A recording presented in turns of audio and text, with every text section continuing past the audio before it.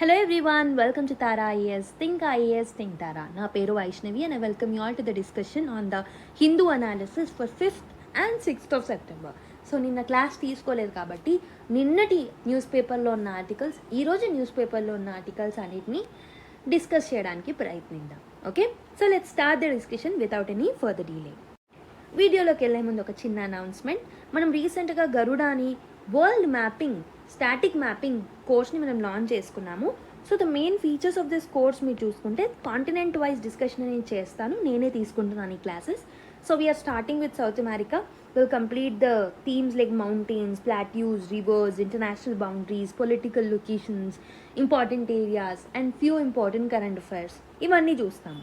And దీంతో పాటు ఇలా కాంటినెంట్ వైజ్ అప్రోచ్ అయ్యాక మొత్తం at the end of the course you will get 3 important practice test and also ప్రతి క్లాస్కి పీడిఎఫ్ అనేది మీకు ఇస్తాము.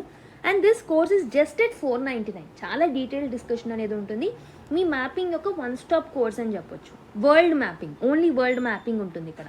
Okay, if you want to purchase tariffs.com వెబ్సైట్లో అయినా పర్చేస్ చేయొచ్చు. 6305955532 అనే నెంబర్కి కాల్ చేసైనా you can purchase this course. Okay, in the same way world హిస్టరీకి కూడా మనం కోర్స్ని లాంచ్ చేసుకున్నాము. ఆల్రెడీ బ్యాచ్ ఎప్పుడో స్టార్ట్ అయింది, 21st July నాడు. So this classes are to be taken by Sairam sir. One stop solution notes provide చేస్తాం. 1-on-1 mentorship Zoom calls ఉంటాయి. Integration will be done with world history and IR and ethics concepts as well. 365 days is the validity of this course and this course is just available at $399. Okay, so మీకు కావాలి అనుకుంటే same నెంబర్కి call చేసి purchase చేయొచ్చు, లేదా tariffs.com వెబ్సైట్లో అయినా purchase చేయొచ్చు. And the final course is Indian economy. So this will be taken by Venkat sir. First batch already 21st July రోజు స్టార్ట్ అయింది. ఇక్కడ కూడా మీకు వన్ స్టాప్ సొల్యూషన్ నోట్స్ వస్తాయి. On demand 1-on-1 mentorship Zoom calls also available. Topic wise UPSC PYQ analysis అనేవి ఉంటాయి. వ్యాలిడిటీస్ for 365 days.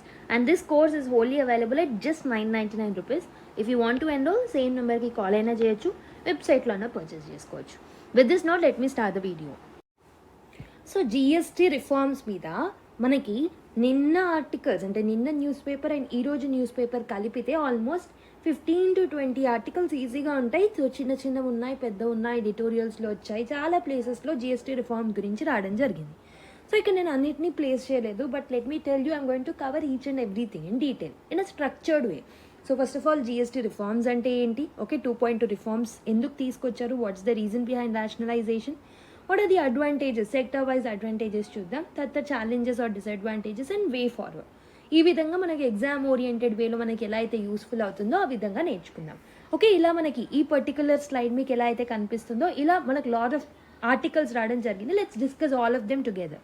Okay, so GST గురించి background నేను లాస్ట్ క్లాసెస్లో కూడా చెప్పేశాను. So I don't want to discuss about the background. I will discuss what are the GST reforms that are proposed. So GST 2.0 ఈ particular దాంట్లో ఏమేమి రిఫార్మ్స్ని ప్రపోజ్ చేయడం జరిగింది. So let's see one after the other. So what they want to do is GSTని or GST రేట్స్ని streamline చేయాలనుకుంటున్నారు or rationalise చేయాలనుకుంటున్నారు. So రేపు పొద్దున మీ ఇంటర్వ్యూ బోర్డులో ఎక్కడైనా రేషనలైజేషన్ మీనింగ్ ఏంటి అని అడిగితే మీరు ఏం చెప్తారు? So rationalisation is not about decreasing the tax rate. Rationalisation is about making few changes in any structure so that మనకి రిజల్ట్ అనేది ఇంపాక్ట్ అనేది ఎఫిషియెంట్గా మారేలాగా ఉంటుంది. సో GST రేషనలైజేషన్ అంటే కూడా అదే. సో ఆ రేట్స్ని మనం ఎలా అడ్జస్ట్ చేస్తున్నాము అని అంటే సో దట్ మనకి రిజల్టెంట్ ఏదైతే వస్తుందో that will be more efficient to the economy. So GST rate rationalisation అనేది చేస్తున్నాం.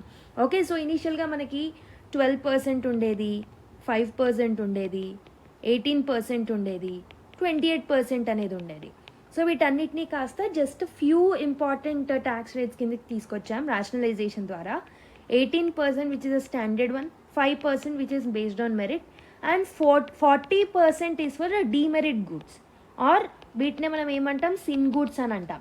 దీంతో పాటు లగ్జూరియస్ గుడ్స్ ఏవైతే ఉంటాయో వాటి మీద కూడా మనము 40% ఛార్జ్ చేయడం జరుగుతుంది అనమాట. Okay, and second important thing what we're doing, we're reducing the GST on essential commodities. Major reduction is in essential commodities. So వాటన్నిటిని మనం 5% ట్యాక్స్ స్లాబ్లోకి తీసుకురావడం జరిగింది. ఫర్ ఎగ్జాంపుల్ షాంపూస్ కానీ, టూత్పేస్ట్ కానీ, సోప్ కానీ, ప్యాకేజ్డ్ ఫుడ్, కిచెన్ వేర్ ఇలాంటివి. Okay, and also we have lowered the rate for construction materials ఏవైతే ఉంటాయో వాటి ట్యాక్స్ రేట్స్ని కూడా మనం తగ్గించడం జరిగింది. లైక్ సిమెంట్ కానీ, మార్బుల్ కానీ, గ్రనైట్ కానీ. అండ్ సమ్ టైమ్స్ కొన్ని ప్లేసెస్లో నిల్ అంటే 0% ఆర్ 5% జిఎస్టీ అనేది పెట్టడం జరిగింది. So mainly on life saving drugs మీద.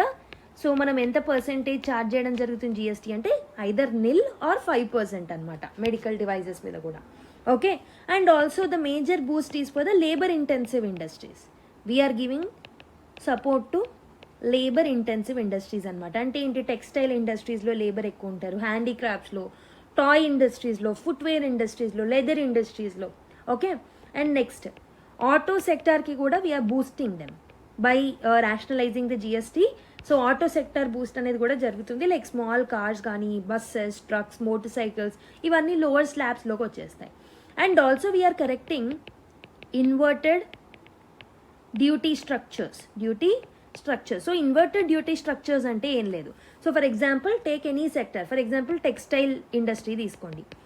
టెక్స్టైల్ ఇండస్ట్రీలో ఏమవుతుంది అని అంటే the amount of raw material that they purchase for making that particular textile, the amount that they are spending on raw material is more than the amount that they are receiving from the consumers. ఎందుకు? So ఈ రా materials ఏవైతే ఉంటాయో ఈ రా materials మీద ఎక్కువ GST ఉండడం వల్ల సో ఈ రా మెటీరియల్ పర్చేస్లో వాళ్ళు ఎక్కువ జిఎస్టీ పే చేస్తున్నారు. So while making this or converting this raw material into a textile, ఈ టెక్స్టైల్ని కన్జ్యూమర్స్కి అమ్మినప్పుడు మాత్రం కన్జ్యూమర్స్ నుంచి చాలా తక్కువ జిఎస్టీని వసూలు చేసుకుంటున్నారు. దీనివల్ల నెట్ లాస్ అనేది జరుగుతుంది. సో ఇన్వర్టెడ్ డ్యూటీ స్ట్రక్చర్ ఏదైతే ఉంటుందో దాంట్లో కూడా మనము ఎస్పెషలీ టెక్స్టైల్, ఫర్టిలైజర్స్ అండ్ రిన్యూవబుల్స్లో we're correcting the inverted duty structure. That is another important thing. And ఇంకొకటి ఏంటంటే GST registration scheme has been simplified. GST registration scheme has been simplified అంటే within 3 days mainly small and low risk businesses ఏవైతే ఉంటాయో వాటిని రిజిస్ట్రేషన్కి సంబంధించి within 3 days వాళ్ళకి approval అనేది వస్తుందన్నమాట. So this will actually boost the ease of doing business, right. ఇంకొక ఇంపార్టెంట్ థింగ్ ఏంటంటే జిఎస్టీ అప్పలేట్ ట్రిబ్యునల్ని కూడా, ఓకే, ఈ ట్రిబ్యునల్ని మనం ఎస్టాబ్లిష్ చేయడం వల్ల సో జిఎస్టీకి సంబంధించిన ఏదైనా డిస్ప్యూట్స్ ఉంటే we can quickly solve the disputes అనమాట. డిస్ప్యూట్ రెజల్యూషన్ సిస్టమ్ని కూడా తీసుకురావడం జరిగింది. And what we have come up with is anti-profiteering authority. So basically we have removed anti-profiteering authority. Okay. So but ఏంటంటే యాంటీ-ప్రాఫిటీరింగ్, అసలు ప్రాఫిటీరింగ్ అంటే ఏంటి మ్యామ్? సో ఫర్ ఎగ్జాంపుల్ ఒక particular product, let's take any toothpaste is costing 100 rupees అనుకుందాం. So ఇనీషియల్గా దీని మీద charge 18% tax rate ఉంది అనుకుందాం. అప్పుడు ఏమవుతుంది, consumer need to buy it for 118 rupees. But now we have decreased it to tax 5% మాత్రమే ట్యాక్స్ కలెక్ట్ చేస్తున్నాం అండర్ జిఎస్టీ. ఇట్ మీన్స్ 105 rupeesలోనే కన్జ్యూమర్ దాన్ని పర్చేస్ చేయాలి. బట్ ఇక్కడ ఏమవుతుంది ఒక్కొక్కసారి, సో షాప్ కీపర్స్ మీద ఎవరైతే అమ్ముతున్నారో వాళ్ళ మీద ప్రాపర్గా నిఘా పెట్టకపోవడం వల్ల, అంటే మానిటరింగ్ చేయకపోవడం వల్ల, so they may sell it for 107 rupees or 108 rupees or 110 rupees ఇలా. అప్పుడు ఎవరికి నష్టం వస్తుంది? కన్జ్యూమర్స్కి నష్టం వస్తుంది. అంటే this particular process is called as profiteering. So ఈ యాంటీ ప్రాఫిటీరింగ్ అథారిటీ ఉన్నట్టయితే we can control these activities. So anti profiteering లేదు ప్రస్తుతం ఈ జిఎస్టీ రేషనలైజేషన్లో కూడా we did not mention, but we're expecting that the benefits are passing to the consumers. So that is one negative point అని చెప్పొచ్చు. So why we have brought these reforms, అసలు ఈ రిఫార్మ్స్ని తీసుకురావాల్సిన అవసరం ఏముంది? So let's address that particular point also. Why these reforms? So first thing ఏంటంటే అసలు ఎందుకు రిఫార్మ్స్ని తీసుకొస్తున్నాము అని అంటే to rationalise or to simplify the taxation system. Okay, so first thing is to simplify taxation. So ఇంతకుముందు ఏంటి, 4 స్లాబ్స్ ఉండేవి, కొంచెం కాంప్లెక్స్గా ఉండేదన్నమాట సిస్టమ్. సో దానివల్ల ఏమవుతుంది అని అంటే so people will not comply to the tax slabs, ఎందుకంటే కాంప్లెక్సిటీ ఉండి అర్థం కాకపోవడం వల్ల లేదా ఎక్కువ ట్యాక్స్ రేట్స్ పెట్టడం వల్ల. సో ఇప్పుడు ఏం చేస్తున్నాం, we have simplified the taxation and most of the essential products యొక్క ట్యాక్స్ రేట్స్ని తగ్గించేసాం. So this will actually reduce the complexity and also this will help in reducing the litigations. Okay, so this is the first important point. Second thing is to correct the anomalies. For example, ఇంతకుముందు నేను చెప్పినట్టు inverted duty structures లాంటి అనామలీస్ని మనం correct చేయడానికి కూడా దీన్ని తీసుకురావడం జరిగింది, ఈ జిఎస్టీ రేషనలైజేషన్ని. And third important thing is ట్యాక్సేషన్ని మోర్ ప్రిడిక్టబుల్గా మార్చాలన్న ఉద్దేశంని కూడా మనం తీసుకొచ్చాం ఈ పర్టికులర్ రిఫార్మ్స్ని.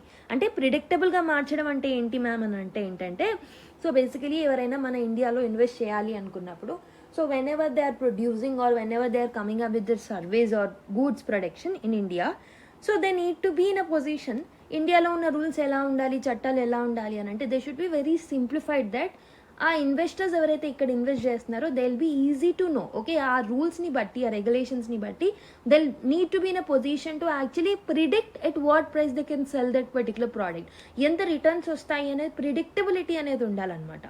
ఓకే, సో మనం we're simplifying the taxation protocols కాబట్టి this will help in making the investments or investors predictable. Taxation will become more predictable and this will align with the global లెవెల్లో ఉన్న బెస్ట్ ప్రాక్టీసెస్కి అలైన్ అయ్యేటట్టు చూసుకుంటున్నాం అనమాట. దీనివల్ల ఏమవుతుంది, again ease of doing business అనేది improve అవుతుంది ఇండియాలో. Okay, we can attract the investments. And ఇంకొకటి ఏంటంటే this will support make in India and also ఎంఎస్ఎంఈస్కి కూడా సపోర్ట్ అందిస్తున్నాం దీని ద్వారా. అంటే what we're doing is we're lowering the duties. By lowering the duties capital goods, intermediate goods యొక్క cost అనేది తగ్గిపోయి సో ప్రొడక్షన్ అండ్ మ్యానుఫ్యాక్చరింగ్ కంపెనీస్కి ప్రాఫిట్ అనేది వస్తుందన్నమాట. Okay, and we're also simplifying inverted duty structures కాబట్టి దానివల్ల గ్యాప్ ఏదైతే ఇంతకుముందు క్రియేట్ అయ్యేదో అది ఇప్పుడు క్రియేట్ అవ్వదు. అండ్ ఆల్సో డొమెస్టిక్ డిమాండ్ని పెంచుతున్నాం. We want to increase the domestic demand. అంటే ఏంటి, సో ఇంతకుముందు నేను చెప్పినట్టు ఒక టూత్పేస్ట్ ₹100 ఉంటే ఇప్పుడు ఏమవుతుంది, ట్యాక్స్ అప్లై చేసిన తర్వాత ఇంతకుముందు ₹118కి అది కన్జ్యూమర్స్ కొనేవాళ్ళు. బట్ నా 5% మాత్రమే ఉండడం వల్ల ఇది మనకి ₹105కి మాత్రమే వచ్చేస్తుంది. అంటే ఇక్కడ మనకి ఖర్చు అనేది తగ్గుతుంది. మిగతా అమౌంట్ ఏదైతే ఉంటుందో the consumers can use that extra amount for purchasing another good. Okay, so దీనివల్ల ఏమవుతుంది, గూడ్స్ మీద ఉన్న డిమాండ్ అనేది పెరుగుతుంది, డొమెస్టిక్ డిమాండ్ అనేది పెరుగుతుంది. This will in turn help in increasing the production. So as we increase the production this will help in increasing the GDP also. Okay, that is another important thing. And ఇంకొకటి ఏంటంటే this will support the make in India and MSME. That is something which I already told you. Ease of doing బిజినెస్ని promote చేయాలన్న ఉద్దేశంతో కూడా దీన్ని మనం తీసుకొచ్చాం. By fastening the registration process 3 daysలోనే వాళ్ళు అప్రూవల్స్ని తెచ్చుకోవచ్చు. కంప్లైంట్స్ బర్డన్ని అండ్ దాన్ని తగ్గించి we have simplified the taxation protocols also. And ఇంకొక important thing is so to create a fair and a trustworthy system. ఒక ఫేర్ అండ్ ట్రస్ట్ వర్తీ సిస్టమ్ని తీసుకురావాలన్న ఉద్దేశంతో కూడా ఫర్ బిజినెసెస్ అండ్ కన్జ్యూమర్స్ ఈ పర్టికులర్ రిఫార్మ్స్ని తీసుకురావడం జరిగింది. So these are the reasons why reforms అంటే దీస్ ఆర్ ద రీజన్స్ అనమాట. సో ఇప్పుడు let's see the advantages of bringing this particular reforms. ఏమేమి అడ్వాంటేజెస్ ఉంటాయి ఈ రిఫార్మ్స్ని తీసుకురావడం వల్ల? So first thing let's see ఒక్కొక్క సెక్టార్కి చూద్దాం. First let's take the example of consumers only. కన్జ్యూమర్స్కి ఎలాంటి అడ్వాంటేజెస్ ఉంటాయి? సో బేసికలీ ఎసెన్షియల్ ప్రోడక్ట్స్ యొక్క కాస్ట్ అనేది తగ్గుతుంది. So essential products will become more cheaper. Medical కాస్ట్లు తగ్గుతాయి. Essential medical goods or medicines ఏవైతే ఉంటాయి వాటి మీద కాస్ట్ అండ్ మెడికల్ డివైజెస్ మీద కూడా జిఎస్టీ తగ్గడం వల్ల మెడికల్ కాస్ట్లు అనేవి తగ్గే ఛాన్సెస్ ఉంటాయి. And also this will help in reduction of housing input cost.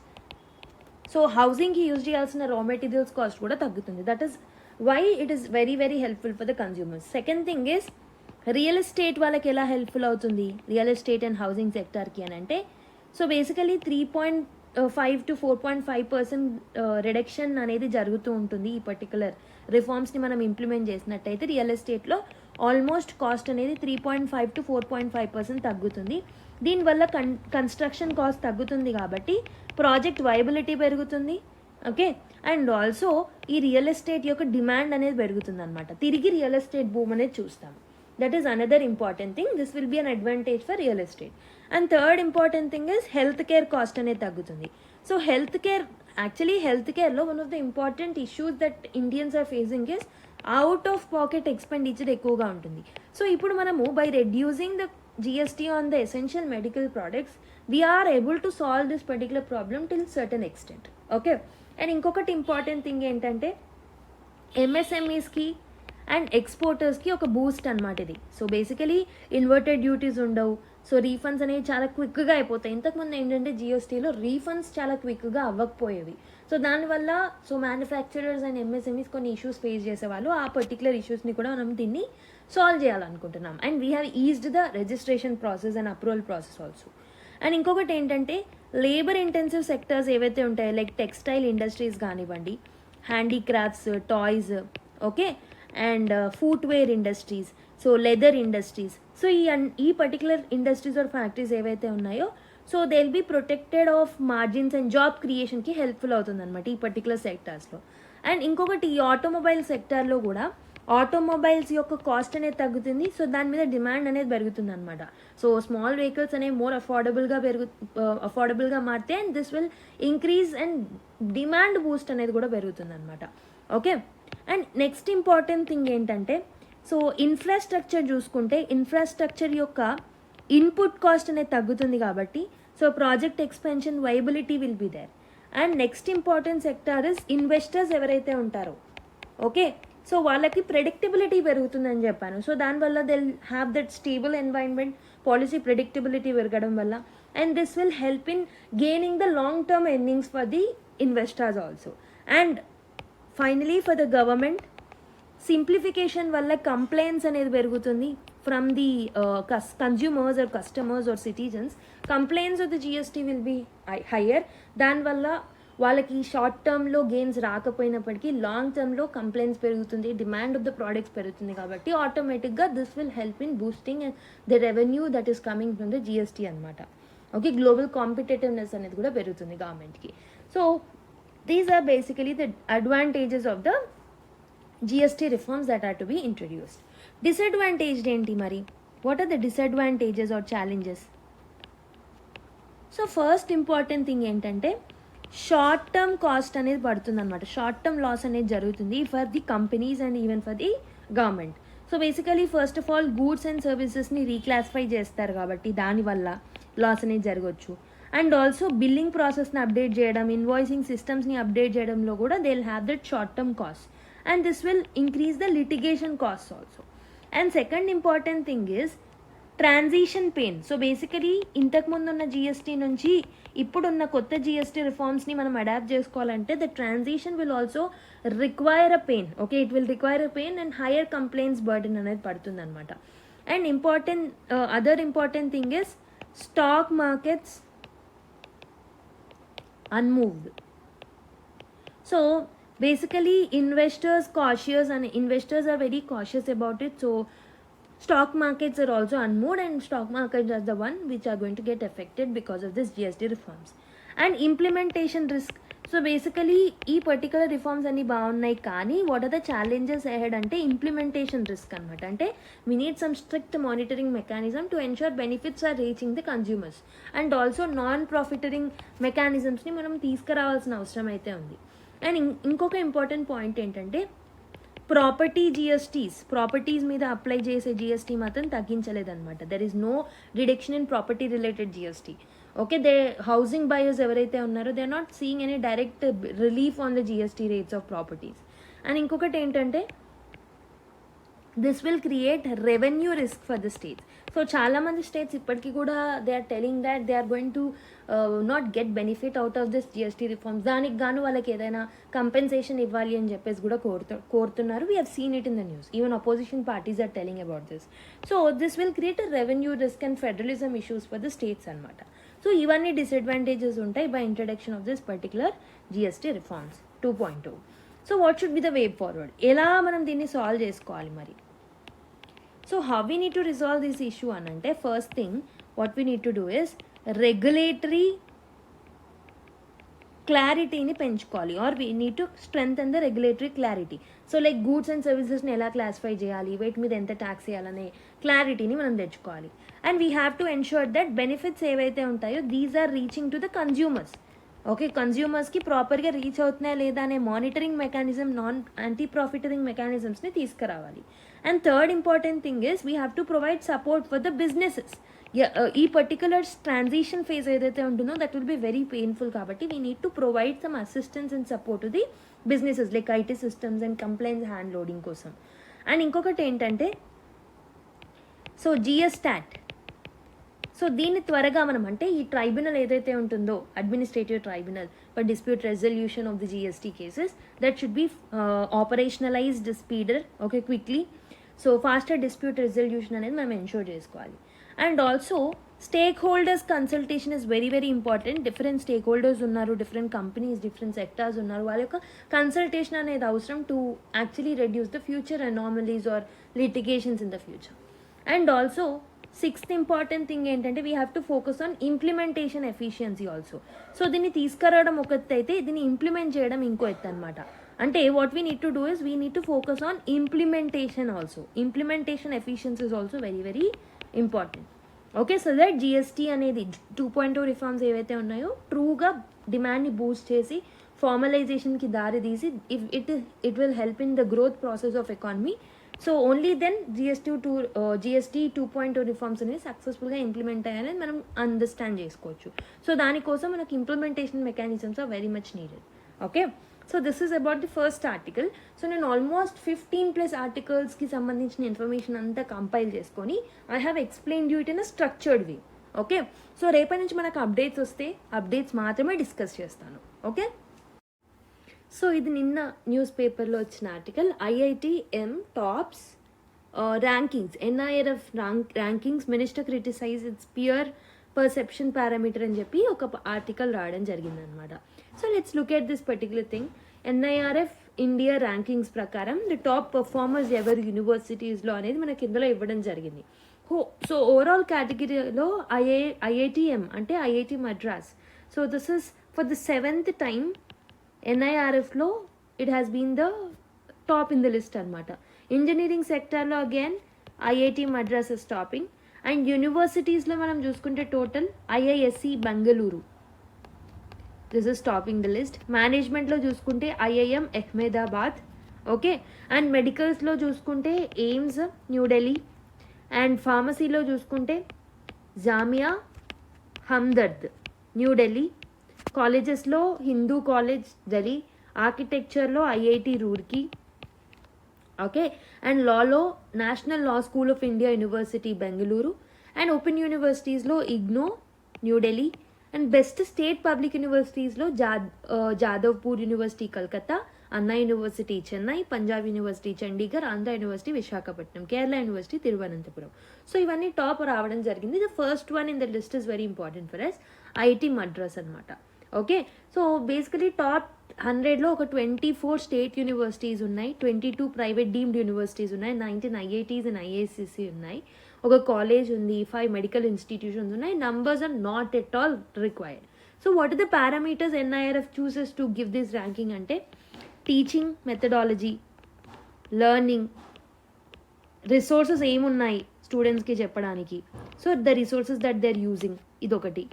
Research చూస్తారు. ఓకే, అండ్ ప్రొఫెషనల్ ప్రాక్టీసెస్ చూస్తారు. గ్రాడ్యుయేషన్ అవుట్కమ్స్ చూస్తారు. This is another important thing. And outreach చూస్తారు. And how much inclusive that particular university is అనేది చూస్తారు. And pear perception కూడా చూస్తారనమాట. 10% will be given as a weightage under this rankings for peer perception. Okay, but education minister రీసెంట్గా దీన్ని criticise చేశారు. Peer perception ఏదైతే ఉంటుందో this has been seen as a biased one towards some metropolitan institutions. Like దీనివల్ల మనకి ఏంటంటే కొన్ని suburban universities ఏవైతే ఉన్నాయో అవి బెటర్ ర్యాంక్ చేయలేకపోయాయి because of this weightage given to the peer perception. So కాబట్టి ఎడ్యుకేషన్ మినిస్టర్ ఏమంటున్నారు అని అంటే, సో ఈ పర్టికులర్ థింగ్స్ని మీరు ఇంకా డేటా డ్రివెన్గా మార్చాలి. Rather than taking perceptions, take it based on the data. And ఇంకొకటి న్యూ పారామీటర్స్ని సెట్ చేయాలని చెప్పారు for giving the rankings. And also we have to expand the categories also, the categories under which we give this.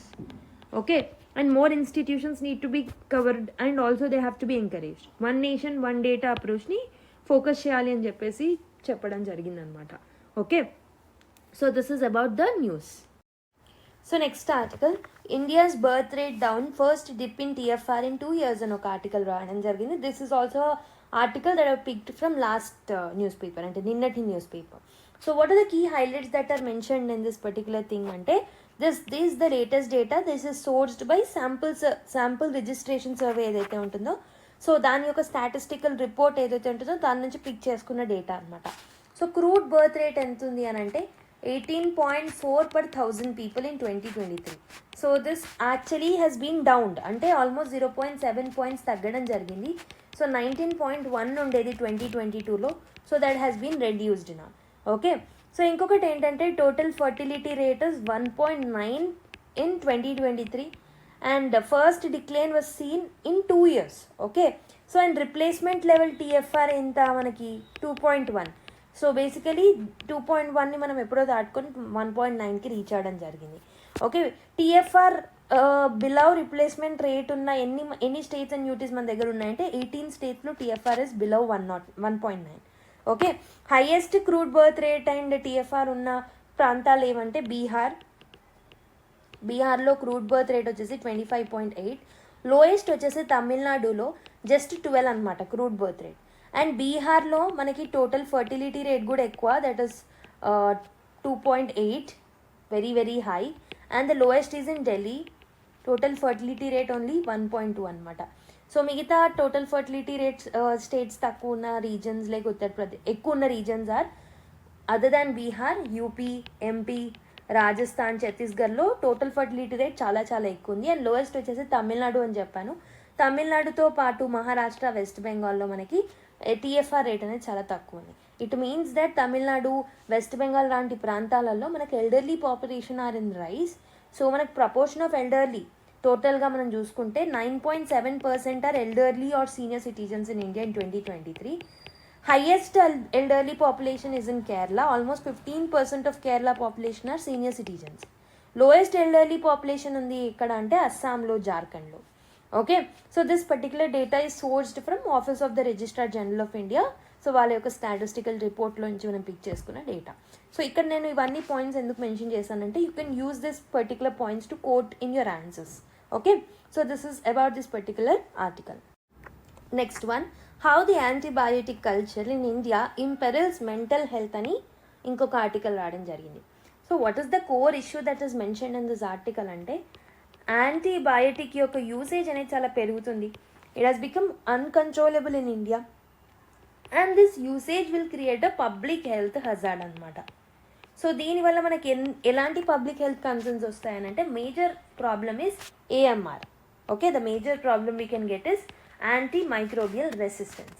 Okay, so gut యొక్క biota disruption అనేది కూడా జరుగుతుంది. మన gut health అనేది కూడా దెబ్బతినే అవకాశాలు ఉంటాయి.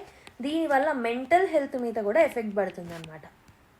ఓకే, సో దీని మీద ఈ పర్టికులర్ సెకండ్ ఆస్పెక్ట్ మీద ఈ ఆర్టికల్ అనేది ఎక్కువగా ఫోకస్ చేసింది. So basically there is a communication network between our gut and our brain. కాబట్టి మనం తిన్నది అండ్ మనం తింటుంది, మన గట్ హెల్త్ని మనం ఎంత కాపాడుకుంటున్నాం అనేది. So it will have some relation with the cognitive ability, brain development etcetera. Okay, and కాబట్టి మన మూడ్ అండ్ మన కాగ్నిషన్, మన స్ట్రెస్ రెగ్యులేషన్ అనేది ప్రాపర్గా ఉండాలంటే మన గట్ హెల్త్ అనేది బాగుండాలి. Okay, so if you look at the antibiotic consumption in India, India is ranking high globally in antibiotic consumption. So what are the causes of the overuse? So అసలు ఎందుకు ఎక్కువ తీసుకుంటున్నారు యాంటీబయాటిక్స్ని? So over the counter availability. So basically మనకి ఈ particular antibiotics అనేవి చాలా ఈజీగా అవైలబుల్గా ఉంటున్నాయి. సో మనం వెళ్ళి మెడికల్ షాప్స్లో ఈజీగా వాటిని పర్చేస్ చేసుకోగలుగుతున్నాం without any doctor prescription. That is one problem.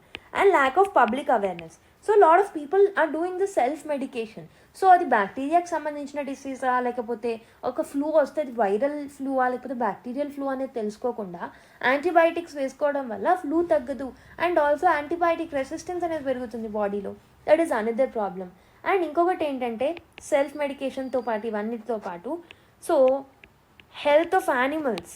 So basically animals హెల్త్ని ట్రీట్ చేయడానికి కూడా లాట్ ఆఫ్ యాంటీబయాటిక్స్ని యూజ్ చేయడం వల్ల సో యానిమల్స్ని హ్యూమన్స్ కన్జ్యూమ్ చేసినప్పుడు లేదా డైరెక్ట్గా కాంటాక్ట్ అయినప్పుడు సో ఆ రెసిస్టెన్స్ అనేది హ్యూమన్స్కి కూడా వచ్చే అవకాశాలు ఉన్నాయి. అండ్ దీంతో పాటు మెడికల్ వేస్ట్లో భాగంగా వచ్చే దాన్ని బట్టి కూడా యాంటీబయాటిక్ రెసిస్టెన్స్ అనేది పెరుగుతుంది. సో ఇవన్నీ రీజన్స్ ఉన్నాయి like why antibiotic usage is increasing in India అని అంటే. So antimicrobial death, okay, ఈ రెసిస్టెన్స్ వల్ల కలిగిన డెత్స్ మీరు చూసుకుంటే ఇండియాలో 2021 డేటా చూసుకుంటే ఆల్మోస్ట్ 2.67 lakh పీపుల్ చనిపోవడం జరిగిందనమాట దీనివల్ల. Okay, and it is projected to grow to almost 1.2 million people by 2030. అంటే ఆల్మోస్ట్ ఒక సంవత్సరానికి గాను 12 lakh మెంబర్స్ చనిపోతారు because of this resistance towards the antibiotics. And nearly 50% of antibiotics that are consumed in India are unapproved, are not approved. Okay, unapproved antibiotics 50% use చేస్తున్నారు. This is given by Lancet study in 2022. And ఈ article మనకు మెయిన్గా focus చేసింది ఏంటంటే మన gut health and మన mental health. So చాలా మట్టుకు ఏమవుతుంది అని అంటే, సో బేసికలీ మన గట్లో కొన్ని మైక్రోబ్స్ అనేవి ఉంటాయి. మన గట్లో ఉన్న మైక్రోబ్స్ అనేవి they'll influence the neurotransmitters.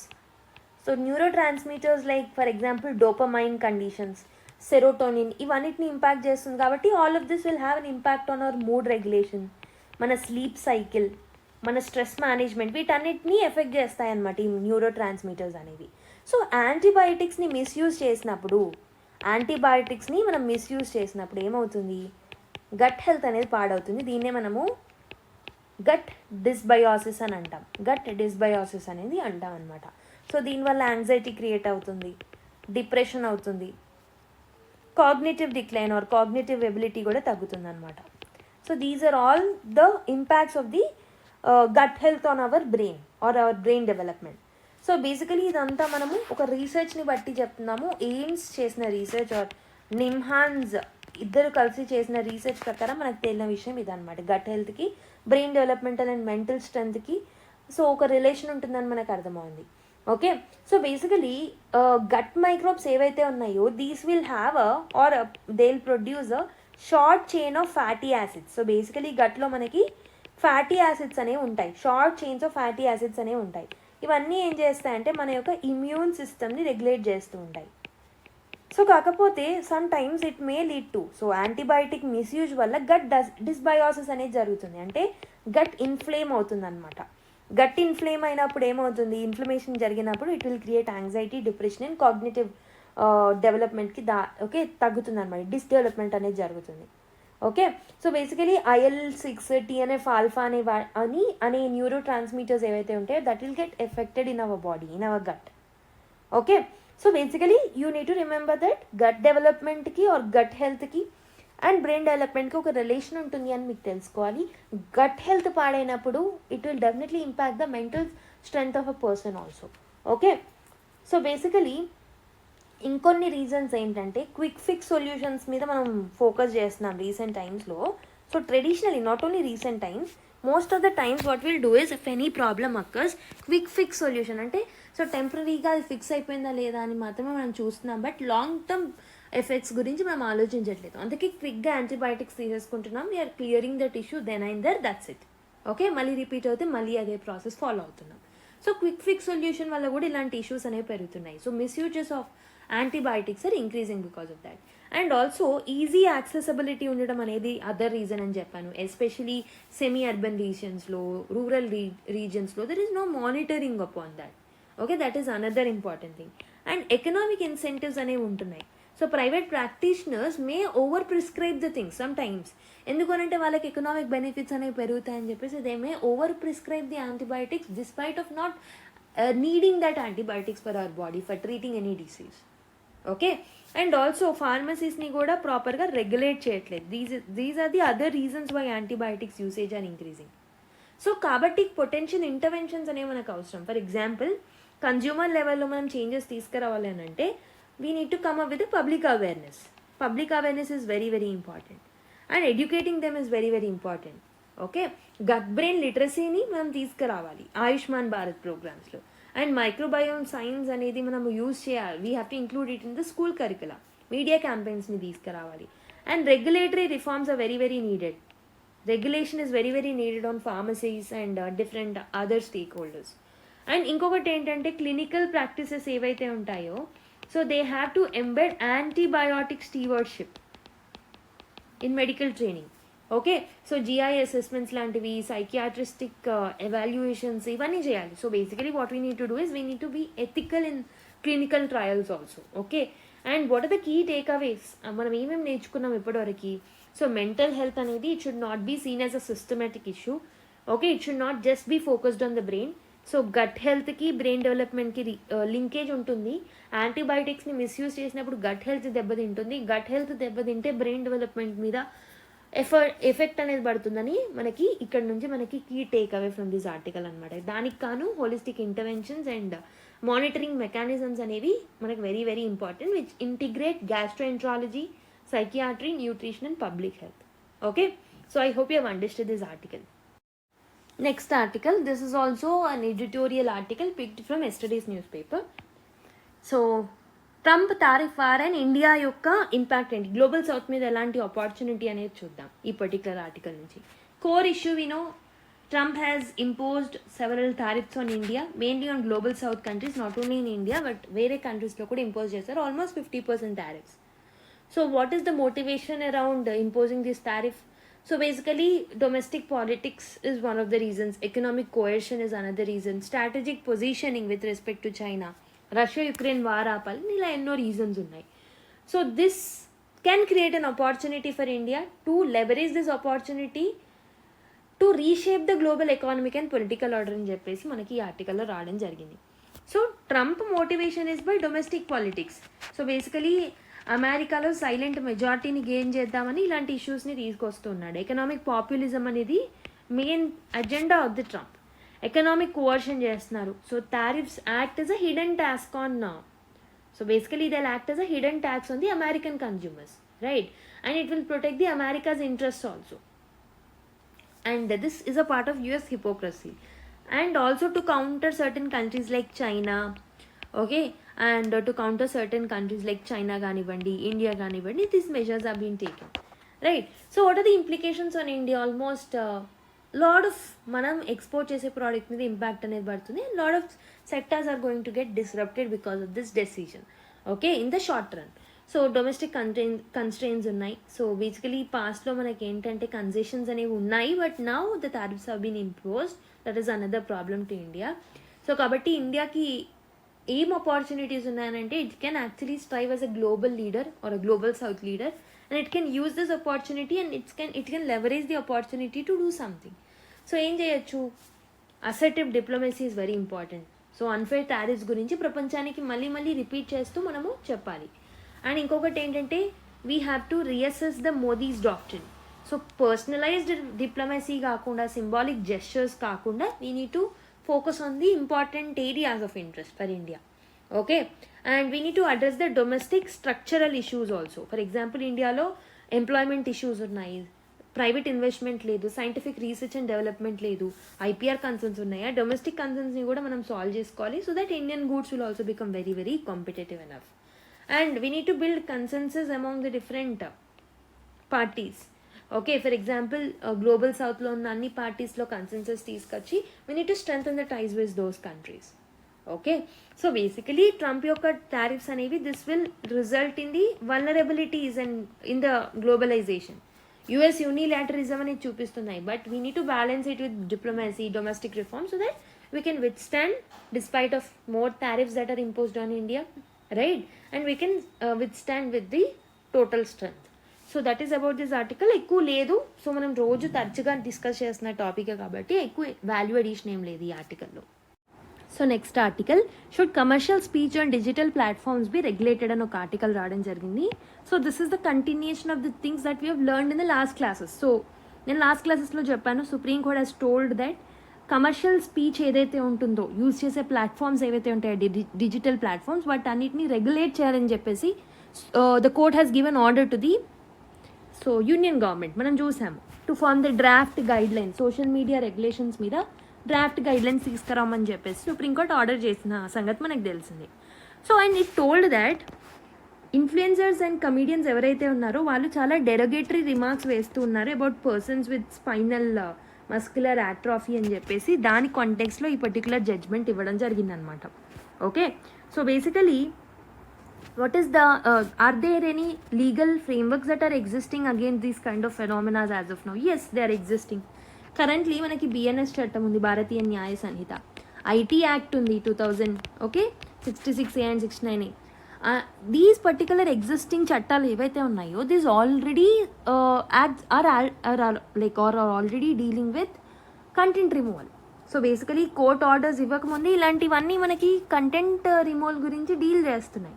So ఇప్పుడు కోర్ట్ మళ్ళీ గైడ్లైన్స్ ఇవ్వమన్నా ఈ పర్టికులర్ థింగ్ ఏదైతే ఉంటుందో that will lead to overlap and that can create a problem on the other one, like journalist ఎవరైతే ఉంటారో వాళ్ళ మీద, సో డిసెంటర్స్ ఎవరైతే ఉంటారో వాళ్ళ మీద సో ప్రభావం కలిగే అవకాశాలు ఉంటుంది. This will create some chilling effect on them. So they may not speak out, they may not constructively criticize the government's directions, etc. So these are the problems that can come. So basically Article 19 clause 1 clause ఏం చెప్తుంది, we have freedom of speech and expression which is a fundamental right, but there are Article 19 clause 2 కింద restrictions ఉన్నాయి. So reasonable restrictions అనేవి ఉన్నాయి, like it should not hamper the state security, public order, morality, decency. So ఈ గ్రౌండ్స్లో మనం violate చేయకపోతే freedom of speech and expression అనేది it's our fundamental right. Okay, so dignity అనేది it's not directly mentioned in the fundamental rights under article 19 clause 2, but it can expand to censorship also. Okay, so courts కూడా ఇలాంటి కేసెస్లో involve అవ్వచ్చు in the name of complete justice. Complete justice అనేది ఏ ఆర్టికల్లో mention చేస్తుందో please comment it down in the comment box. So ఓవర్గా regulate చేయడం వల్ల ఒకటి చిల్లింగ్ ఎఫెక్ట్ అవుతుంది, and sometimes commercial content అనేది it is protected under article 19(1) అయినప్పుడు సో ప్రాఫిట్ డ్రివెన్ స్పీచ్ అనేది మనం రెస్ట్రిక్ట్ చేసిన వాళ్ళం అవుతాం. Okay, so that will hamper the creativity of the individuals. So ఇలాంటి ఇష్యూస్ అనేవి జరుగుతూ ఉంటాయి. కాబట్టి రెగ్యులేషన్స్ తీసుకొచ్చిన ప్రాపర్ రివ్యూ మెకానిజమ్స్ ఉండాలి, ప్రాపర్గా వాటిని కరెక్ట్గా ఇంప్లిమెంట్ చేయాలి, constitutional values like freedom of స్పీచ్ని రెస్పెక్ట్ చేయాలి, and stakeholder consultation is very very important before bringing up those guidelines. And also IT Act మిగతా యాక్ట్స్ అనేవి బ్రేక్ డౌన్ చేస్తున్నారా లేదా అని తెలుసుకోవడానికి ప్రాపర్ ట్రాన్స్పరెన్సీ మెకానిజమ్స్ అనేవి మనకు అవసరం అనమాట.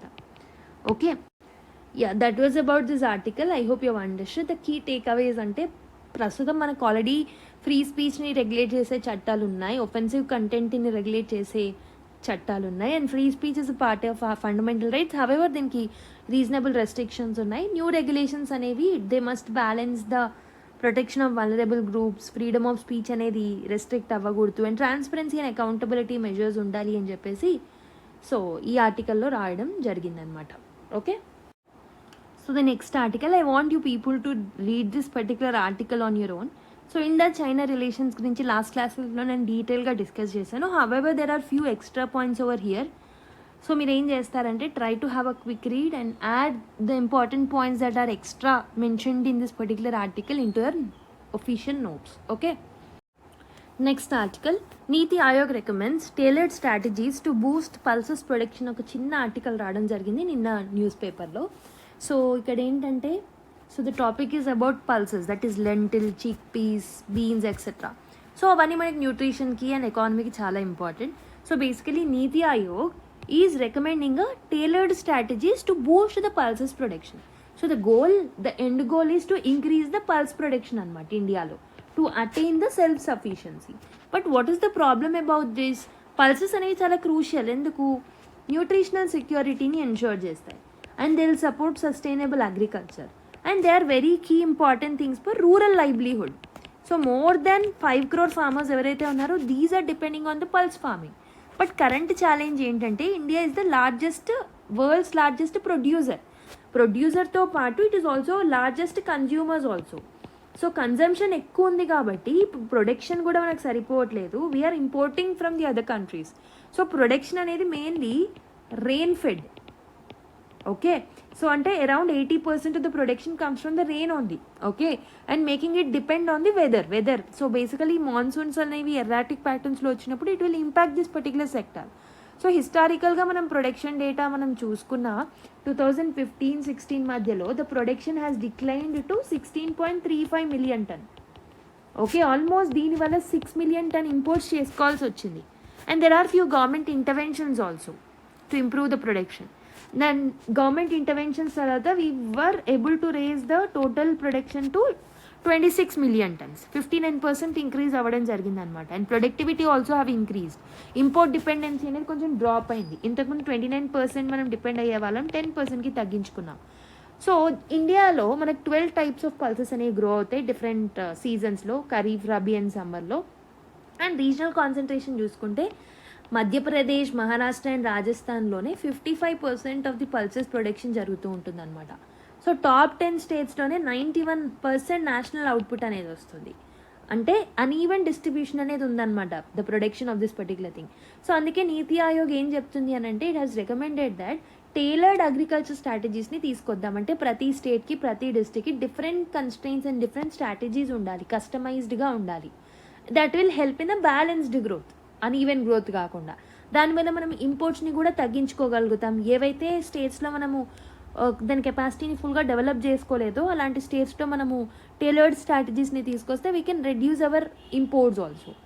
Okay, so that's why this particular news is important and this particular news is telling that self sufficiency of pulses next 10 yearsలో మనం అచీవ్ చేయాలి. ఓకే, దానివల్ల మనకు food security, nutritional security, undernutrition issues అన్నిటిని సాల్వ్ చేయగలుగుతాం, even malnutrition issues.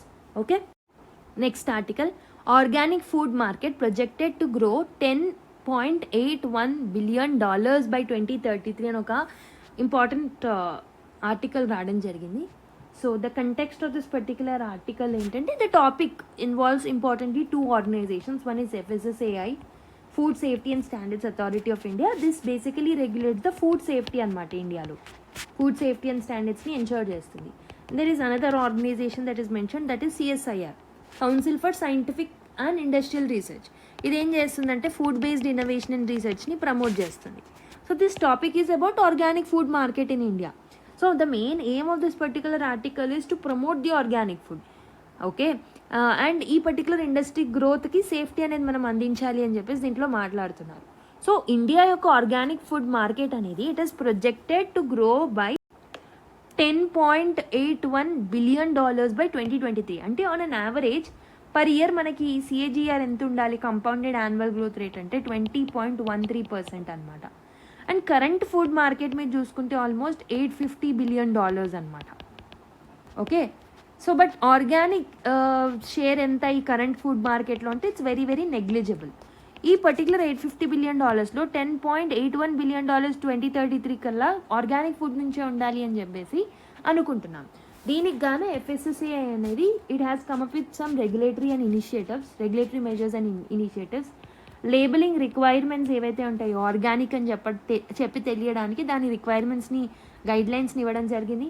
And it has come up with some clear organic food standards and regulations also. Consumer అవేర్నెస్ని కూడా పెంచుతుంది. అండ్ రీసెర్చ్ అండ్ ఇన్నోవేషన్ కోసం CSIR is working well. 37 research and development labs ఉన్నాయి across India who are working on this. And labs are focusing on food ingredients and scientific testing. Okay, so ఇంగ్రీడియంట్స్లో, ప్యాకేజింగ్లో ఇన్నోవేషన్స్ని తీసుకురావాలనుకుంటున్నారు. And also government is supporting by PLI schemes, production linked incentive schemes. దీనివల్ల organic food sector అనేది develop అవుతుంది. Okay, and also long టర్మ్లో చూసుకుంటే చాలా గ్రోత్ పొటెన్షియల్ ఉన్న సెక్టర్ అనమాట. ఓకే, కన్జ్యూమర్ అవేర్నెస్ పెరుగుతుంది కాబట్టి, గవర్నమెంట్ రెగ్యులేషన్స్ తీసుకొస్తుంది కాబట్టి, and also government is supporting through research and development. So అందుకే ఫ్యూచర్లో చాలా గ్రో అయ్యే ఛాన్సెస్ ఉంటుంది. And also per year 20.13% CAGR పెరిగే ఛాన్సెస్ ఉంటాయన్నమాట. So that will help in achieving this $10 billion by 2033 market organic ఫుడ్కి. ఓకే, ఇండియాలో. I hope you have understood. A very small update, Nepal has banned Facebook, Twitter, YouTube and 23 other social media platforms అనమాట. Okay, so basically the reason is registration రూల్స్ని follow అవ్వట్లేదని చెప్పేసి దాన్ని ban చేయడం జరిగిందనమాట. So the government of Nepal has set a 7-day deadline ఇవ్వడం జరిగింది for registration. So రీసెంట్గానే అది ఎక్స్పైర్ అవ్వడంతో వాటన్నిటిని బ్యాన్ చేయడం జరిగిందనమాట. So ministry of communication, information technology of Nepal has actually made clear that they are going to actually ban all the platforms which are not registered. Okay, deadline expiry అయిన తర్వాత దీన్ని implement చేయడం జరిగిందనమాట. So opposition criticisms అనేవి చూస్తున్నాం. However you need to remember that these kind of measures are being taken from our neighborhood countries. So these can be suggestions that we can come up with in India also. In future ఇలాంటి decisions India తీసుకుంటుందా లేదా అనే ఒక ఆలోచనలో కూడా మనము ఉండొచ్చు. Okay, so this is how we can regulate the others who are entering our digital market.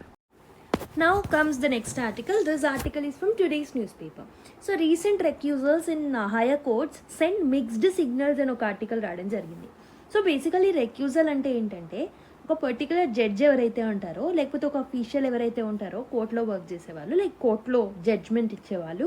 So if they are actually withdrawing from hearing any particular case, then that particular thing is called as recusal.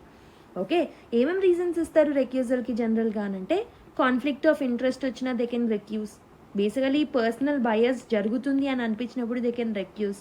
Okay, and also pressure ఉంటుంది నా మీద, influence ఉంటుంది లేదా ethical concerns ఉంటాయి అన్నప్పుడు కూడా they can show the recusals. Okay, the purpose is to ensure the fairness, natural justice అనేది ఉండాలి కాబట్టి దీన్ని తీసుకుంటాం.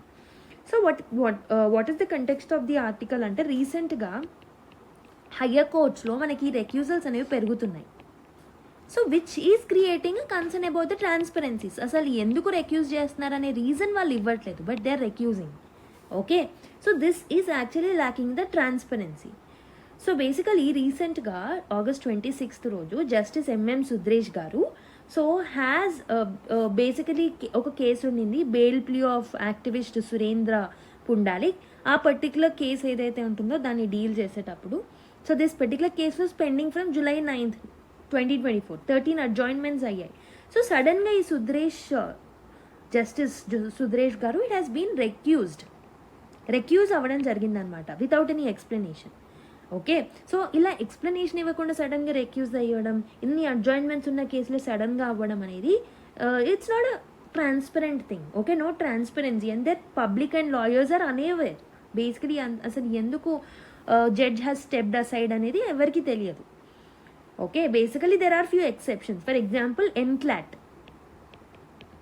National company law appellate tribunal ఏదైతే ఉంటుందో, సో జస్టిస్ శరద్ కుమార్ శర్మ గారు has been recused from a corporate insolvency appeal. Okay, so basically ఒక పార్టీకి నేను ఫేవర్ చేస్తానేమో అన్న ఒక ఉద్దేశంతో అతను రెస్క్యూ అయ్యారు. Here comes a reason, he told the reason about that.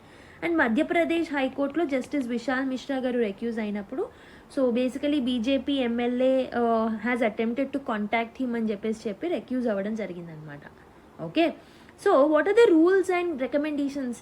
There are no formal rules that exist for the judicial recusal in India. So judges ఎవరైతే ఉంటారో they can withdraw from the cases without giving proper reasons. So this will create a transparency issues అనమాట. Okay, so అందుకే judges need to tell the reason before the recusal. So that will ensure the transparency, that will ensure and increase the public trust అనమాట. Okay, so that is about that particular article. Next one, external affairs minister to join Brazil led BRICS virtual summit అని చెప్పి ఇంకో article రావడం జరిగింది. So this was in the context of tariffs only. So చాలా BRICS countries మీద టారిఫ్స్ని విధించడం జరుగుతుంది కాబట్టి సో సూన్ మనకి బ్రిక్స్ వర్చువల్ మీట్ అనేది జరగబోతుంది. ఇన్ దట్ ఎక్స్టర్నల్ మినిస్టర్ గారు is going to participate. So once ఈ పర్టికులర్ మీట్ అయినప్పుడు again this will come in the newspaper, then I will discuss about BRICS. Okay, so next article, MGNREGA is staring at a very uncertain future, says Congress. So basically MGNREGAకి related రీసెంట్గా చాలా న్యూస్లు చూస్తున్నాం. ఎందుకు ఈ next ఇయర్కి ఇది important అవుతుందని అంటే this particular scheme marks 20th anniversary అనమాట. That is where it is very very important. Okay, so recent టైమ్స్లో మనము అండర్ ఫండింగ్ వల్ల దీంట్లో కొన్ని ఇష్యూస్ ఉన్నాయని చెప్పాను. అంటే సో ఎంతైతే దీనికి ఫండ్ చేస్తున్నారో ఒక బడ్జెట్ ఇయర్లో 60% ఆఫ్ ద ఫండింగ్ అనేది ఫస్ట్ క్వార్టర్లోనే అయిపోయింది. First 5 months of the first క్వార్టర్లోనే అయిపోయింది. అంటే ఇంకో 1 monthకి సఫిషియంట్ ఫండ్ అనేది లేదనమాట. ఇలాంటి క్రిటిసిజమ్స్ ఎదుర్కొంటుంది. And the opposition party is also criticising this particular scheme and the allocation of the funds under this particular scheme, poor funding ఉండడం వల్ల. Okay, so and also we have seen recently news పేపర్లో, అంటే last time నేను discuss చేసినప్పుడు I have told you examples of West Bengal. So కొన్ని డిజిటైజేషన్లో issues ఉన్నాయని చెప్పాను. ఇలాంటి లాట్ ఆఫ్ ఇష్యూస్ MGNREGA ఎదుర్కొంటుంది అనమాట. Under funding is a major issues. So ఇంకొక ఇష్యూ వచ్చేసి డీలేడ్ పేమెంట్స్. ఫండింగ్ లేట్గా ఉంటే పేమెంట్స్ కూడా డీలే అవుతూ ఉంటాయి. So that is another problem. And also most of the time ఈ ఫండ్ అనేది ఎక్కువగా పాస్ట్ డ్యూస్ని క్లియర్ చేయడానికే అయిపోతుంది అనమాట. That is another problem.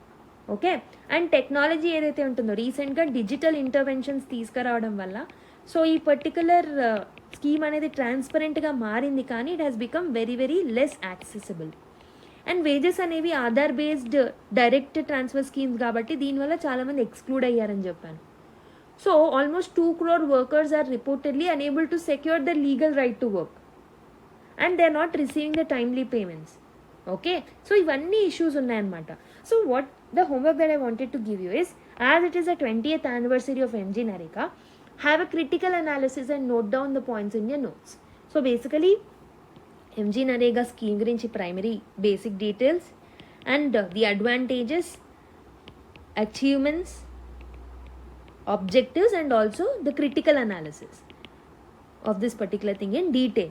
So ఎలాంటి మార్పులు తీసుకొస్తే బాగుంటుంది, what should be the way forward అనేది కూడా రాసేసుకోండి. That will be a holistic way in which you can use it for your answers if any question appears in 2026 mains. Okay, next one, new technology innovation conclave to replace science congress to be held in November అని ఒక article రాయడం జరిగింది. So department of science and technology, that is DST, is conducting the event for the first time ever, that is emerging science technology and innovation conclave అని అంటూ ఉంటాం దీన్ని. Okay, so what is the purpose of conducting this particular thing అని అంటే, this particular meet is focused on technology, it is focused on innovation, and this is potentially actually replacing the Indian Science Congress that we used to conduct earlier. So Indian Science Congress అనేది it's a scientific gathering in India, it's the oldest one. So almost independence ముందు నుంచి జరుగుతుంది. So prime minister గారు దాన్ని inaugurate చేస్తూ ఉంటారు. Okay, and also last ISC editions మీరు చూసుకుంటే 108th ఎడిషన్ వచ్చేసి 2023లో జరిగింది. 2024లో అసలు ఈవెంటే జరగలేదు. ఓకే, అండ్ 2025లో కూడా మనకి ఈవెంట్ జరగలేదు due to department of science and technology యొక్క ఫండింగ్ డిస్ప్యూట్ వల్ల. Okay, and India international science festival IISF, దీన్ని కూడా మనం కండక్ట్ చేసుకునే వాళ్ళం. We have conducted it in 2015, we have started it in 2015. So సైన్స్ని యంగ్ పీపుల్లో మనం ప్రోత్సహించాలనే ఉద్దేశంతో దీన్ని తీసుకొచ్చాము. And it's more like a festival or mela. ఇది ఒక టెక్నికల్ డిస్కషన్ లాగా కాకుండా ఇట్స్ లైక్ అ మేళా అనమాట. కానీ దీంట్లో ఇంటర్నేషనల్ పార్టిసిపేషన్ ప్రాపర్గా ఉండేది కాదు. That is one problem that we use to see. So ఇప్పుడు మనం coming back to this ESTIC, this particular ESTIC యొక్క ఓవర్వ్యూ మీరు చూసుకుంటే ఇది ఎప్పుడు కండక్ట్ అవబోతుంది అని అంటే November 3rd నుంచి 4th వద్ద ఈ ప్రాంతంలో, like Bharat Mandapam, New Delhi will be the venue. అన్ని science related ministries are invited to this particular thing and foreign dignitaries, Nobel laureates అందరూ వస్తారనమాట. So mainly 11 thematic technical sessions అనేవి జరుగుతాయి, theme based sessions, and also 75 exhibition stalls అనేవి కూడా ఉంటాయి. So basically Prime Minister will be attending this particular thing, and this particular thing will help in showcasing the cutting edge research that is done in India. As part of Vikasit Bharat, this is very very important. Okay, so ESITC ante ante this is focusing on science, technology and innovation, whereas manaki IISF edaithe undo, this was popularly to develop the skills in the youth or to persuade the students, basically youth ni persuade cheyadaniki. Whereas Indian Science Congress ఏదైతే ఉంటుందో that use to have a scientific discussions, research showcase అనేది ఎక్కువ జరిగేది అనమాట. And so basically international participation ఉంటుందా అంటే ప్రతి దాంట్లో ఉంటుంది. IISFలో మాత్రం లిమిటెడ్ పార్టిసిపేషన్ మాత్రమే ఉంటుందన్నమాట. Okay, so yeah, Department of Science and Technology is the one who used to organize all of this 3 particular thing. So reasons for ESTIC, what are the reasons why we have bought this particular ESTIC anante, so India యొక్క scientific events ని modernise చేద్దాం అనే ఉద్దేశంతో దీన్ని తీసుకొస్తున్నాం. And also whatever the gaps that we have with respect to ISC and IASF, ఈ particular గ్యాప్స్ని మనం రిజాల్వ్ చేయడానికి అండ్ ఆల్సో వికసిత్ భారత్ గోల్ని మనం అచీవ్ చేయడానికి దీన్ని తీసుకురావడం జరుగుతుంది అనమాట.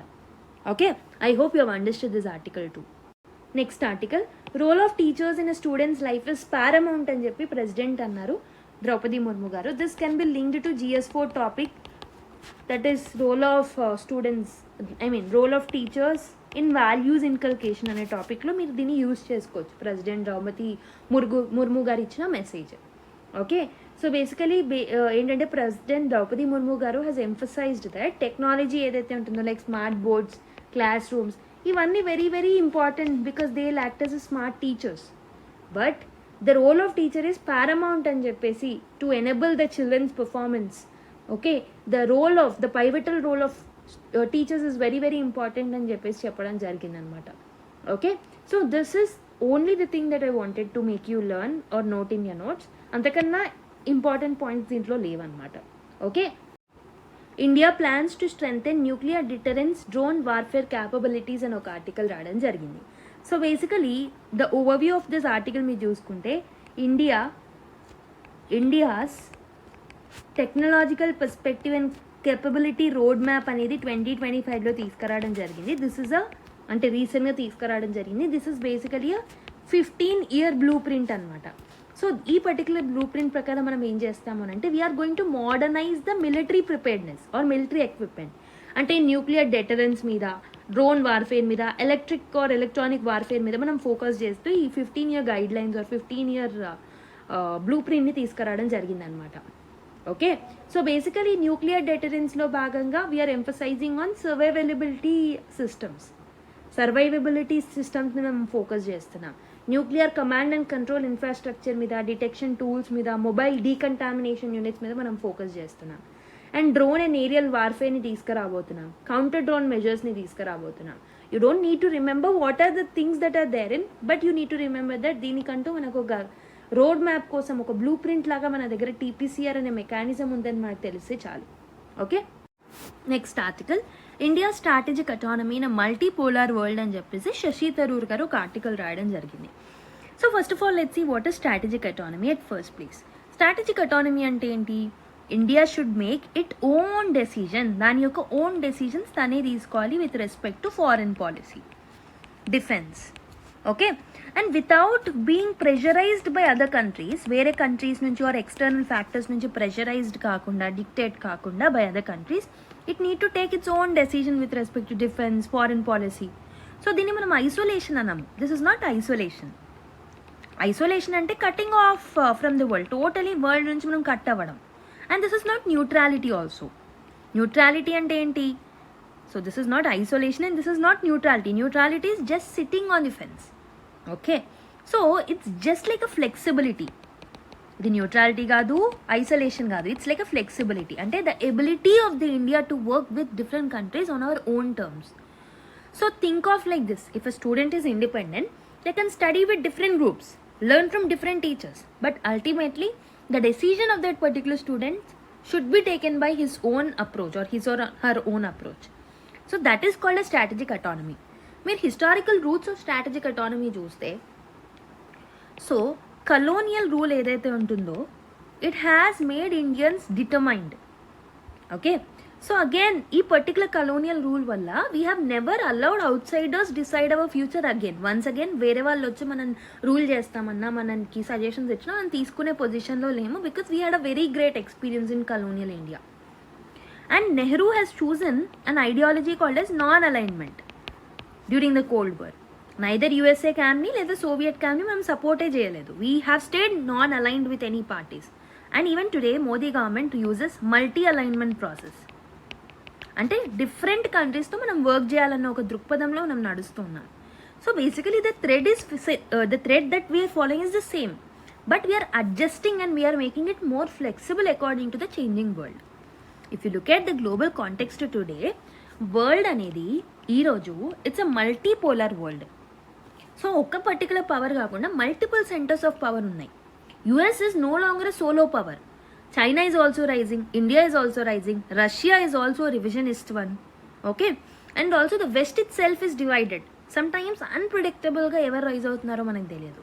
So అందుకే India cannot actually pick a side.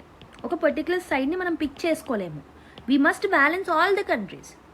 Okay, so basically what I always tell you, so basically issue based approach అనేది మనం తీసుకురావాలి. ఇష్యూ బేస్డ్ పార్ట్నర్షిప్ అనేది very very important, rather than aligning with only 1 or 2 countries all the time.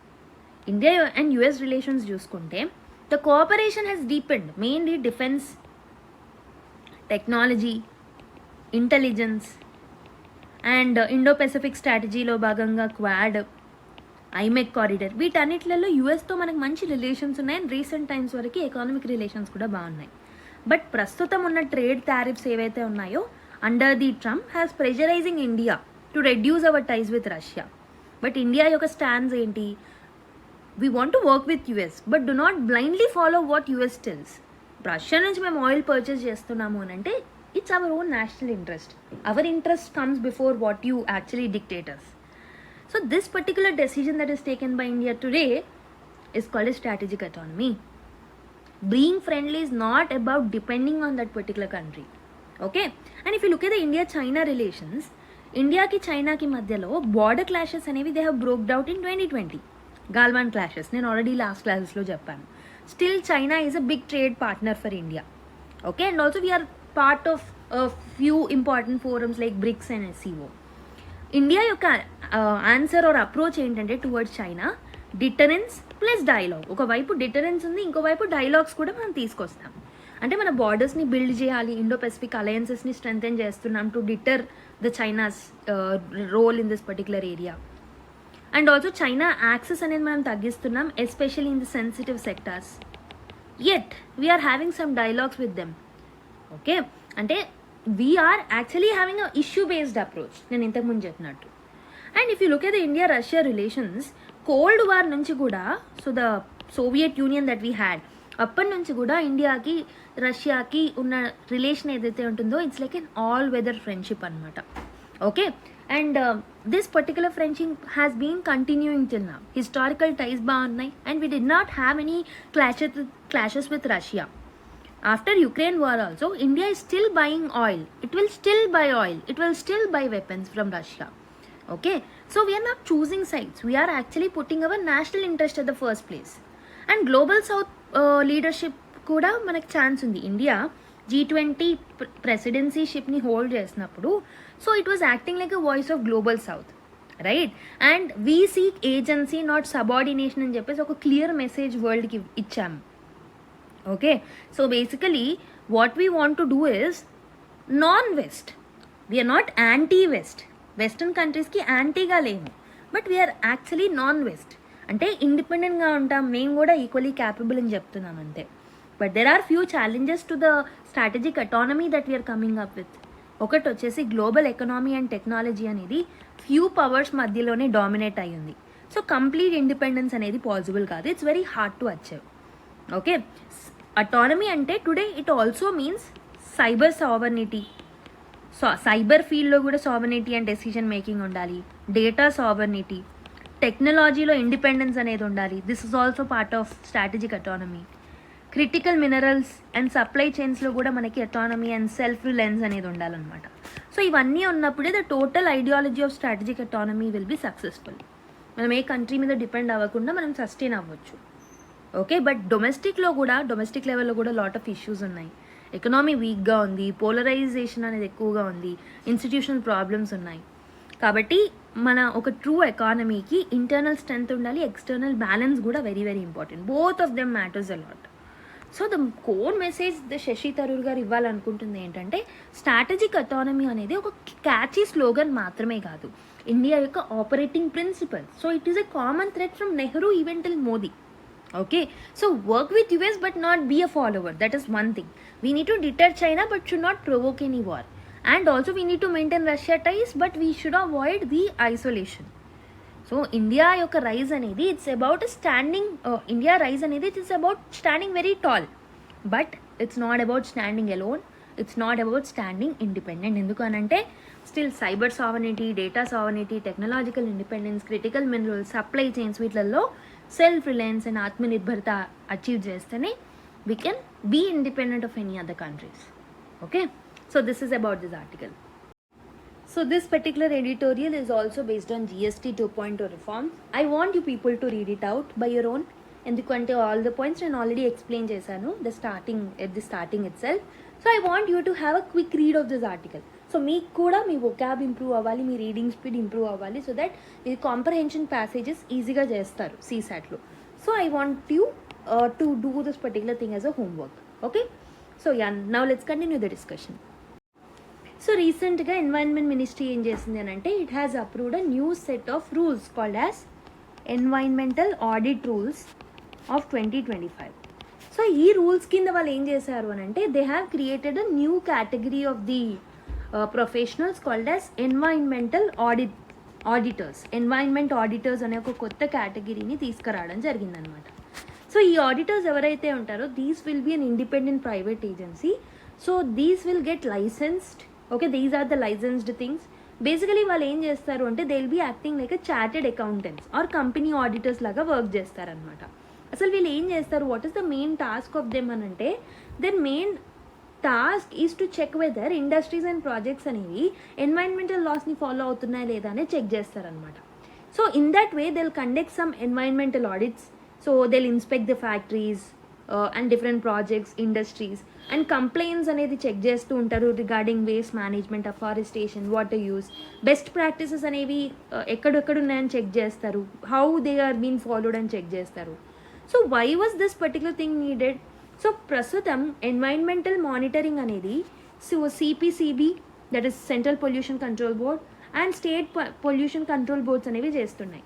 And certain regional offices అనేవి ఉన్నాయి under the environmental ministries. కానీ దీంట్లో చాలా పెద్ద పెద్ద ప్రాబ్లమ్స్ ఉన్నాయి, లైక్ స్టాఫ్ షార్టేజ్ ఉండడము, ఫండ్స్ లేకపోవడం, ఇన్ఫ్రాస్ట్రక్చర్ లేకపోవడం, టెక్నికల్ కెపాసిటీ లేకపోవడం, అండ్ టూ మెనీ ప్రాజెక్ట్స్ ఉండడం, ఇలాంటి ఇష్యూస్ అనేవి ఉన్నాయన్నమాట ఇక్కడున్న ఫంక్షనింగ్లో. సో ఇక్కడ మానిటరింగ్ అనేది చాలా వీక్గా ఉంది అని చెప్పొచ్చు అనమాట. ఓకే, బట్ ఈ పర్టికులర్ న్యూ సిస్టమ్ అనేది ఎలా హెల్ప్ చేస్తుంది అని అంటే, ఇప్పుడు ప్రస్తుతం దీని కింద ఎన్వైరన్మెంటల్ ఆడిటర్స్, వీళ్ళు ఇండిపెండెంట్ ఆడిటర్స్ అనమాట. సో పొల్యూషన్ బోర్డ్స్ మీద ఉన్న కష్టం అంతా, బర్డెన్ అంతా వీళ్ళ మీదకి షిఫ్ట్ అవుతుంది. This will ensure greater transparency, more accountability, and credibility and trust అనేది పెరుగుతుంది, అండ్ స్ట్రాంగర్ ఇంప్లిమెంటేషన్ అనేది చేయొచ్చు అనమాట. Okay, and India has launched the green credit rules also. Green credit రూల్స్ని కూడా లాంచ్ చేయడం జరిగింది. So this particular green credit rules ఏం చేస్తాయనంటే, this will allow individuals or organization to even trade green credits. So come up with the tradable green credits అనమాట. Tradable green credits అనేవి తీసుకురావచ్చు. So like afforestation చేయడం వల్ల, sustainable water management చేయడం వల్ల, waste manage చేయడం వల్ల వాళ్ళకి క్రెడిట్స్ వస్తాయి. సో ఈ క్రెడిట్స్ని ట్రేడ్ కూడా చేయొచ్చు అనమాట. సో ఈ పర్టికులర్ న్యూ ఎన్వైరన్మెంటల్ ఆడిటర్స్ ఎవరైతే ఉంటారో, they will also be verifying this particular green credits, ఇవి జెన్యూనా కాదా అనేది చెక్ చేస్తారు. So why is this important నా? ఎన్వైరన్మెంటల్ రెగ్యులేషన్ అనేది it's not just about checking pollution అనేది అవుతుందా లేదా, it's also about tackling climate change. అందుకే ఈ స్టెప్ అనేది వెరీ వెరీ ఇంపార్టెంట్ అవుతుంది. ఓకే, అండ్ ఇండస్ట్రియల్ యూనిట్స్ ఎవరైతే ఉన్నారో, these are major contributors of the emissions, waste and ecological damage. So కాబట్టి వాళ్ళని రెగ్యులేట్ చేయడం వెరీ వెరీ ఇంపార్టెంట్. సో మన యొక్క climatic goals, that is net zero targets by 2070 meet అవ్వాలన్నా ఇలాంటి steps very important. Okay, so auditors ఎవరైతే ఉంటారో they'll come up with a culture of accountability, but there are some challenges that are there. So private ఆడిటర్స్ని తీసుకురావడం వల్ల, first of all they themselves will involve in the corruption. That is one problem. So ఇండియాలో proper trained environmental professions లేరు, దానివల్ల capacity building issues ఉన్నాయి. So capacity బిల్డింగ్ని మనం వాళ్ళకి build చేయాలి. ఓకే, సో అండ్ ఆల్సో మనకి పెద్ద పెద్ద సిటీస్లో ఉన్న ఇండస్ట్రీసే కాదు, విలేజ్ లెవెల్లో ఉన్న ఇండస్ట్రీస్లో కూడా, స్మాల్ స్కేల్ ఇండస్ట్రీస్లో కూడా lot of pollution, climate change issues అనేవి చూస్తున్నాం. So but this focus is only on the big industries rather than the small industries. We need to include that also. Okay, so this is about this articles. ఈ 2 ఆర్టికల్స్లో ఒకటి నిన్న వచ్చింది, ఒకటి ఎడిటోరియల్లో ఈరోజు వచ్చింది. రెండింటిని కంబైన్ చేసి I have discussed this articles. Okay, drought forces drastic water curbs in South Korean city అని ఒక ఆర్టికల్ రావడం జరిగింది. So the eastern coastal city, that is Gangneung. So this is the coastal city in South Korea అనమాట. Just remember this location name. So location and ఏ కంట్రీతో ఇది relate అయిన location అని చెప్పేసి మనకు అడిగే ట్రెండ్ అనేది మనం యూపీఎస్సీలో చూస్తూ ఉంటాం. సో బేసికలీ ఇక్కడ ప్రాబ్లం ఏమైందంటే, this is home to almost 2 lakh residents. So రీసెంట్గా it has faced the worst drought conditions అనమాట. ఆల్మోస్ట్ 108 years తర్వాత ఇలాంటి డ్రాట్ కండిషన్స్ చూశారు. So this has resulted in a national disaster declaration by the president of South Korea. Okay, so basically almost 75% of the household మీటర్స్ని shut down చేశారు. Water సప్లైని 123 సిటీస్లో, కాంప్లెక్సెస్లో మొత్తం కట్ డౌన్ చేశారు. Okay, and some public measures కూడా తీసుకున్నారు. ఇక్కడ మనకు తెలియాల్సింది ఒకటే, చాలా డ్రాట్ కండిషన్స్ అనే వర్స్ట్ డ్రాట్ అనేది హిట్ అయింది ఒక పర్టికులర్ సిటీ ఆఫ్ సౌత్ కొరియాలో. అదేంటి అని అంటే Gangneung. And you can use it as an example while writing climate change related issues. Okay, so దాంట్లో మీరు డ్రాట్ రాసినప్పుడు ఈ పర్టికులర్ ఎగ్జాంపుల్స్ని కోట్ చేయొచ్చు. Okay, Singapore backs India on patrolling Malacca straits అని ఒక ఆర్టికల్ రావడం జరిగింది. So basically what happened is, India want to patrol Malacca strait. So Singapore ఏం చెప్పింది అని అంటే, అఫీషియల్గా it has told that India యొక్క ఇంట్రెస్ట్ని మేము సపోర్ట్ చేస్తామని చెప్పడం జరిగిందనమాట. So this particular thing was actually told during a meeting between Prime Minister Narendra Modi garu and Singapore prime minister Lawrence Wong న్యూఢిల్లీలో మీటింగ్ జరిగింది. అక్కడ ఈ మలక్కా స్ట్రేట్ యాక్సెస్ గురించి మాట్లాడుకోవడం జరిగింది. So what is Malacca strait? Malacca strait అనేది it's a very most strategic sea routes అనమాట వరల్డ్లో. ఇది ఇండియన్ ఓషియన్ని ఒకవైపు, పసిఫిక్ ఓషియన్ని ఇంకోవైపు కలుపుతుంది అనమాట through South China Sea. And also global లెవెల్లో జరిగే 1/3 ట్రేడ్ ఏదైతే ఉంటుందో, ఆయిల్ షిప్మెంట్స్ ఏవైతే ఉన్నాయో, these are passing through Malacca strait. కాబట్టి ఇండియాకి ఇది వెరీ వెరీ ఇంపార్టెంట్ అవుతుంది, ఎందుకంటే ఇది very close to Andaman and Nicobar islands కాబట్టి. ఓకే, అండ్ ఆల్సో మన యొక్క ఎనర్జీ సెక్యూరిటీని, ట్రేడ్ సెక్యూరిటీని ఎన్షూర్ చేయడానికి కూడా మలక్కా స్ట్రేట్ మీద కంట్రోల్ మనకు అవసరం. So what did India and Singapore discuss? Both sides have decided and signed some signed some agreements in the areas like green energy exports law, okay, and quantum technology, artificial intelligence, automation, defense technology, ఇలాంటి different ఫీల్డ్స్లో వాళ్ళు cooperate చేసుకుంటామని MOUs sign చేసుకున్నారు. And even for the maritime security. And they also have agreed the roadmap for the future partnerships like supply chains మీద, nuclear energy, advanced manufacturing, urban waste management sectors లో కూడా వాళ్ళు work చేద్దామని రాసుకున్నారు. Okay, agreements రాసుకున్నారు. So Singapore యొక్క stands ఏంటి అని అంటే, ఈ మలక్కా స్ట్రేట్ని పాట్రోల్ చేయడంలో ఇండియా యొక్క ఇంట్రెస్ట్ని మేము సపోర్ట్ చేస్తామని చెప్పారు. Okay, MSP that is Malacca strait patrol ఏదైతే ఉందో, that already involves the Malaysia, Indonesia, Singapore and Thailand. దాంట్లో ఇండియాకు కూడా పార్ట్ అనేది దొరుకుతుంది if everyone agrees. Okay, so Singapore అయితే it has acknowledged it positively and hinted a future cooperation. So మిగతా countries కూడా ఒప్పుకుంటే we may join them. Okay, so that's why this particular thing is very very important for us. Let's look at the final article. Center and Manipur government ink peace pact with Kukizo group. An article. Key Meaty group rejects government SOO pact with Kukizo and inko article. Revised SOO pact అనేది ఇంకో article. So ఈ particular third article వచ్చేసి ఈరోజు news పేపర్లో వచ్చింది. ఇవి రెండు వచ్చేసి నిన్నటి న్యూస్ పేపర్లో వచ్చాయి అనమాట. సో హౌ బ్యూటిఫుల్లీ ఒక రోజుకి ఇంకో రోజు కనెక్షన్స్ ఉంటాయి కదా. So let's see. So basically this SOO అంటే సస్పెన్షన్ ఆఫ్ ఆపరేషన్స్ అనే ఈ ప్యాక్ట్ ఏదైతే ఉంటుందో, so this is a cease fire agreement అనమాట. So this is a cease fire agreement. So cease fire అగ్రిమెంట్లో ఎప్పుడు సైన్ చేశారు అని అంటే 2008లో ఫస్ట్ టైం కూకీజో గ్రూప్ వాళ్ళతోటి అండ్ నాగా గ్రూప్స్తో తోటి సో గవర్నమెంట్ దీన్ని సైన్ చేసుకుంది. ఓకే, సో బేసికలీ అక్కడ ఆ టైంలో వాళ్ళు సీజ్ ఫైర్ అగ్రిమెంట్లో ఏం ఒప్పుకున్నారు అని అంటే, this armed insurgent groups have agreed that they'll stop violence and వాళ్ళకి డెసిగ్నేట్ చేసిన క్యాంప్స్లోనే బ్రతుకుతాము, in turn government financial support ఇస్తుంది అని చెప్పేసి సీజ్ ఫైర్ అగ్రిమెంట్లో సైన్ చేసుకున్నారు. బట్ 2025లో అంటే రీసెంట్గా మళ్ళీ ఒక న్యూ ప్యాక్ట్ అనేది తీసుకురావడం జరిగింది. ఈ కొత్తగా ఉన్న SOO ప్యాక్ట్ ఏదైతే ఉంటుందో, so these has very few key changes. ఒకటి వచ్చేసి క్యాడర్స్ ఏవైతే ఉంటాయో, లైక్ క్యాడర్స్ అంటే the members of armed groups ఎవరైతే ఉంటారో, they must provide some Aadhaar linked bank accounts. That is one important thing. And also so వాళ్ళు ఇచ్చిన అకౌంట్స్ని బట్టే గవర్నమెంట్ ఇచ్చే స్టైపెండ్ ఫండ్ ఏదైతే ఉంటుందో అది వాళ్ళకి రిసీవ్ అవుతుంది. And also photo identity cards అనేవి వాళ్ళు క్యారీ చేయాలి ఇప్పటికీ. Okay, so they must provide the photo identity cards to the Manipur police. So these are few new changes. And క్యాంప్స్లో కూడా ఈచ్ కుకీజూ గ్రూప్ ఎవరైతే ఉన్నారో they can have the 6 designated camps. And also highways నుంచి దూరంగా ఉండాలి ఆ క్యాంప్స్ అనేవి, Myanmar border నుంచి కూడా దూరంగా ఉండాలి. ఓకే, అండ్ ఈ క్యాంప్స్ని రెగ్యులర్గా ఇన్స్పెక్ట్ చేస్తూ ఉంటారు. What are the rules for the cadres? They cannot recruit the new members further. And also వెపన్స్తో వాళ్ళు బయటికి రాకూడదు. And they cannot associate with some armed groups. And they cannot run some parallel administration or extort local. Okay, so pact says a tripartite dialogue అనేది జరిగింది. So సెంటర్కి, మణిపూర్ గవర్నమెంట్కి, కుకీజో లీడర్స్కి అని చెప్పారు. Okay, but there are some concerns. Earlier ఏంటంటే వాళ్ళకి ఒక separate, they have demanded a separate administration, లేదా వాళ్ళకు ఒక సపరేట్ టెరిటోరియల్ కౌన్సిల్ కావాలి అని కోరుకున్నారు within Manipur. First of all ఆ డిమాండ్స్ని యాక్సెప్ట్ చేయలేదు ఎర్లియర్ ప్యాక్ట్లో. కొత్త ప్యాక్లో government has not allowed peace talks also. Okay, so basically it is insisting on territorial integrity of Manipur, but Manipur will not be divided అని చెప్పేసి చెప్పడం జరిగింది ఇప్పుడు కొత్తగా ఇచ్చిన ప్యాక్లో కూడా.